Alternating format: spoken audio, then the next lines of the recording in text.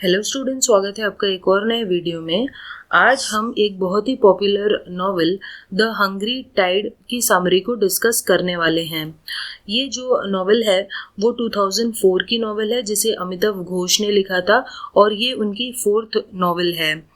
ये नॉवेल सुंदरबन के लोगों के बारे में है कि कैसे वहाँ के जो लोग हैं वो सुंदरबन्स में सरवाइव करते हैं। वहाँ बहुत सारे शेर वगैरह होते हैं और जब ये लोग फिशिंग करने जाते हैं कई बार इनके एक्सीडेंट्स होते हैं और फिशिंग के दौरान ये लोग मारे जाते हैं। कभी कभी टाइगर्स इनके ऊपर अटैक करता है। तो ये जो सारी चीज़ें हैं इस नॉवेल में डिस्कस की गई हैं। तो चलिए हम अब इसके इंट्रोडक्शन को देखते हैं और उसके बाद समरी को स्टार्ट करते हैं। तो setup in the Sundarbans it follows an unlikely trio who travel up river together to find the rare Irrawaddy dolphin. तो ये सुंदरबन की कहानी है जहाँ पर ट्रायो यानी 3 लोग जो हैं वो नदी से जा रहे होते हैं और जो बहुत ही रेयर एक तरह की डॉल्फिन है, इरावदी डॉल्फिन, उसको वो देखने के लिए वहाँ जा रहे होते हैं। तो उसी चीज़ से रिलेटेड ये एक कहानी है और इस नॉवेल को 2004 में हच क्रॉसवर्ड बुक अवार्ड भी मिल चुका है। अब चलिए हम लोग समरी को स्टार्ट करते हैं। तो जो नॉवेल की शुरुआत होती है एक ट्रेन से जो कैनिंग जा रही होती है और उस ट्रेन में एक कनई दत्त नाम का इंसान होता है जो एक काफ़ी वेल्दी मैन था, काफ़ी अमीर आदमी था और वो मिडिल एजड था और वो एक ट्रांसलेटर था और वो पिया रॉय से मिलता है।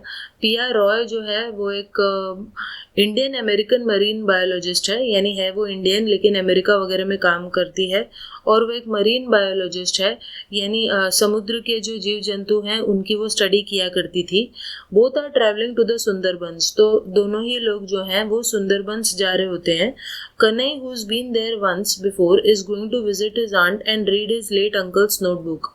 तो कनई इससे पहले बस एक ही बार वहाँ गया था और वो अपनी आंटी के घर जाने वाला था जहाँ पर वो अपने अंकल की नोटबुक को रीड करने वाला था।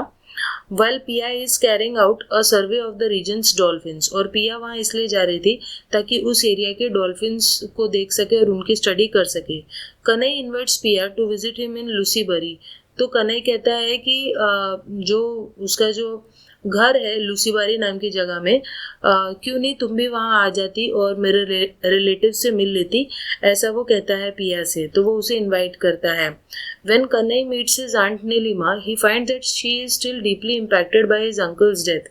तो जब कन्हई अपनी आंट नीलिमा को मिलता है तो वो ये देखता है कि उसकी आंटी अभी भी बहुत दुखी है, इसीलिए क्योंकि बहुत सालों पहले उसके हस्बैंड यानी कन्हई के अंकल की डेथ हो चुकी थी। और वो ये भी देखता है कि सुंदरबन का जो नेचुरल लैंडस्केप है, यानी पहले जैसा हुआ करता था सुंदरबन, अब वो काफ़ी हद तक चेंज हो गया है। तो जब वो एक बच्चा था तो जब वो वहाँ आया था तब उसे सुंदरबन काफ़ी अलग लग रहा था और आज का जो सुंदरबन है वो काफ़ी अलग है। Further more he learns that his childhood friend Kusum was killed in a 1979 massacre. इसके अलावा उसे ये भी पता चलता है कि बचपन में जो उसकी एक फ्रेंड थी कुसुम, वो 1971 के मैसेकर में, जहाँ पर बहुत से लोगों को शायद मार दिया गया था, उसमें वो भी मारी गई है। Her son Fokir is now fisherman with a wife Moyna and son of his own Tutul.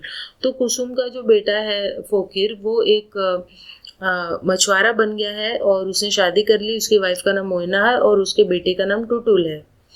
When Kanai begins reading his uncle's notebook, he discovers it was written in a very short amount of time as his uncle Nirmal tried to fight to protect the refugees who had settled on a local island from the government's aggression.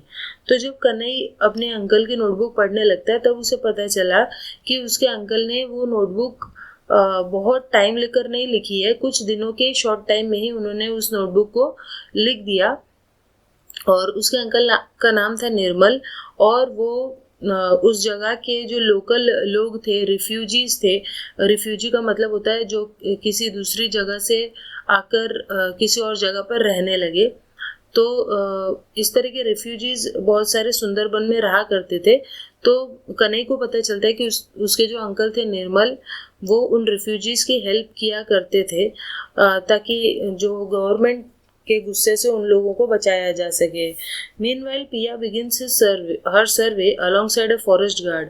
तो पिया भी अपना काम शुरू कर देती है, उसे एक फॉरेस्ट गार्ड मिलता है और फॉरेस्ट गार्ड उसके साथ साथ आ रहा था और उसके साथ एक बोटर भी होता है जिसका नाम होता है मेजदा।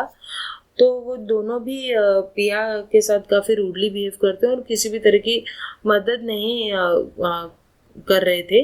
और तभी फिर उन्हें एक फिशरमैन दिखता है और वो जो फॉरेस्ट गार्ड है वो उसके ऊपर फाइन लगाने लगता है, कहता है कि तुम एक पोचर हो, तुम एनिमल्स को मारते हो, टाइगर को मारते हो, इसलिए तुम फाइन भरो। Trying to surreptitiously give the fisherman some money in return, Pia falls off her boat. तो पिया जो है वो उस फिशरमैन को चोरी छुपे कुछ पैसे दे रही थी जब उसने देखा कि ये गरीब इंसान है। लेकिन ये सब करने में पिया जो है वो अपनी बोट से ऑलमोस्ट गिर जाती है और जब वो ऐसे गिर जाती है तो फिशरमैन उसकी मदद करता है, उसे बचाता है। और इसलिए पिया जो है वो उस फिशरमैन को ही बोलती है कि तुम मुझे लूसीबरी ले चलो और मैं डॉल्फिन्स के ऊपर स्टडी कर रही हूँ, क्योंकि उस फॉरेस्ट गार्ड ने तो उसकी मदद करने से मना कर दिया था। तो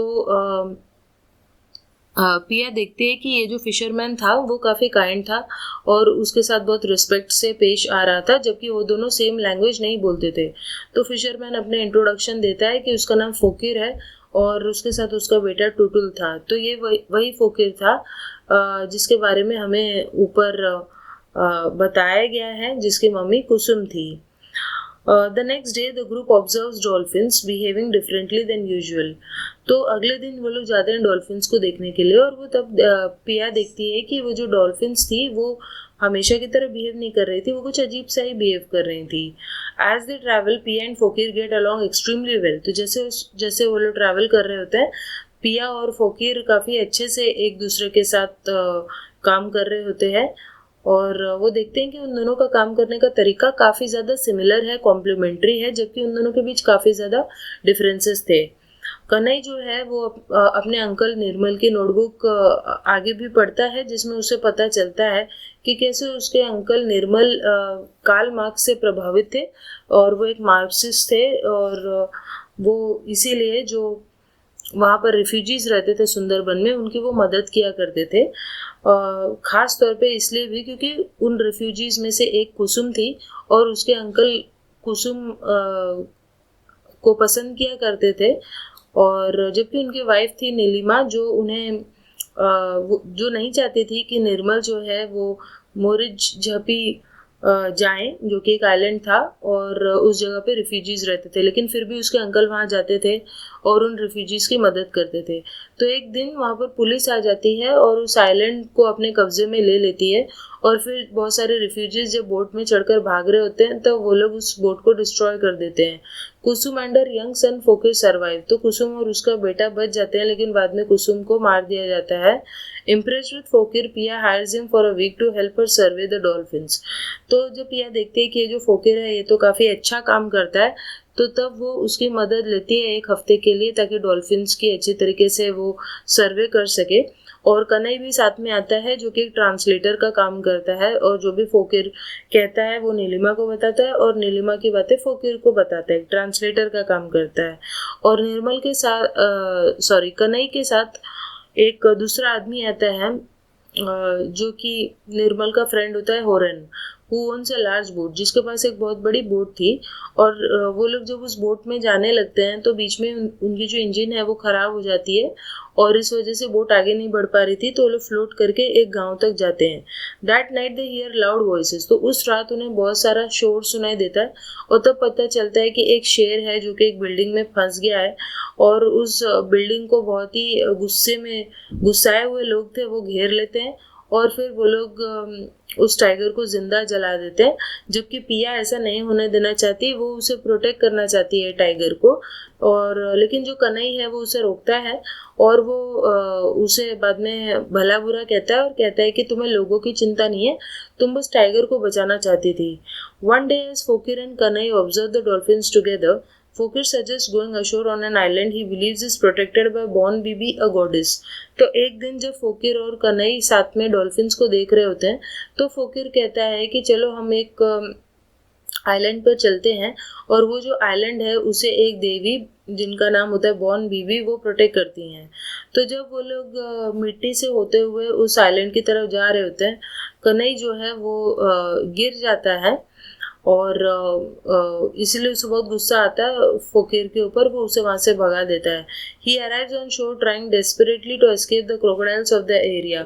तो वो किसी तरीके से कन्हई अपनी जान बचाता है, क्योंकि वहाँ पे बहुत सारे क्रोकोडाइल्स होते हैं। और जैसे वो किनारे पर आता है तो वो देखता है कि वहाँ पर एक टाइगर है, और धीरे धीरे पीछा हटता हुआ वो बाकी के लोगों के पास आ जाता है और बताता है कि उसने एक टाइगर को देखा, लेकिन कोई भी उसके बात पर यकीन नहीं करता। और इसीलिए कन्हई बाद में होरन के साथ लूसीबारी लौट आता है। Soon Horen and Kanai realize that a major cyclone is coming. उसके बाद फिर होरन और कन्हई को ये रियलाइज होता है कि एक बहुत ही खतरनाक तूफान आ रहा है। और जब वो लोग पलटते हैं तो वो देखते हैं कि वहाँ पे पिया और फोकिर तो है ही नहीं। After waiting overnight they decide they can wait no longer. फिर वो लोग रात भर उनका इंतजार करते हैं, लेकिन वो लोग नहीं आते, नहीं मिलते, और इसीलिए कन्हई और होरेन डिसाइड करते हैं कि अब वो नहीं इससे ज़्यादा रुक सकते, और इसीलिए उन्हें अपने आप को बचाना होगा, क्योंकि तूफान बस आने ही वाला होता है। और इसीलिए वो लोग लूसीबारी पहुंच जाते हैं। Waiting to shore Kanhai falls and drops Nirmal's notebook. तो फिर किनारे पर जल्दी से आने के लिए कन्हई जो है वो लापरवाही करता है, और उसके अंकल निर्मल की नोटबुक उसके हाथ से गिर जाती है, डूब जाती है। और इसीलिए फिर वो डिसाइड करता है कि वो फिर से उसके अंकल निर्मल की कहानी को लिखेगा, यानी उन्होंने जो कुछ भी नोटबुक में लिखा था वो दोबारा लिखेगा, क्योंकि उसने वो सारी बातें पढ़ ली थी। तो अपनी मेमोरी का इस्तेमाल करके वो फिर से उन सब चीज़ों को लिखेगा। तो तब नीलिमा कहती है कि मुझे भी अपनी स्टोरी में शामिल करना, मेरे बारे में भी उस नोटबुक में लिखना, ऐसा नीलिमा कहती है। Fokir and Piya tie themselves to a tree on an island. उसके बाद फोकिर और पिया अपने आप को बचाने के लिए तूफान से एक पेड़ से अपने आप को बांध देते हैं, लेकिन फोकिर के ऊपर एक बहुत बड़ी कोई चीज़ उसके ऊपर उड़ते हुए आती है और गिरती है, जिसके कारण फोकिर मर जाता है। और पिया किसी भी तरीके से लूसीबारी वापस लौट आती है बचकर कन्हई और होरेन के पास। She stays in Lusibari for a few weeks longer. और उसके बाद वो लूसीबारी में और भी कुछ दिन तक रुक जाती है, और उसके बाद फिर वापस लौटकर वो चली जाती है। और वो कहती है कि वो कंजर्वेशन प्रोग्राम जो हो रहा था उसमें वो मदद करेगी, नीलिमा के साथ मिलकर वहाँ की प्रकृति को, वहाँ के लोगों को बचाने की वो पूरी कोशिश करेगी। तो इस तरीके से यहाँ पर नॉवेल की जो समरी है वो एंड हो जाती है। आई होप आपको अच्छी तरीके से ये समझ में आ गई होगी, और फिर भी इससे रिलेटेड कोई डाउट है तो आप कमेंट करके पूछ सकते हैं। चलिए हम लोग मिलते हैं नेक्स्ट वीडियो में, तब तक के लिए बाय।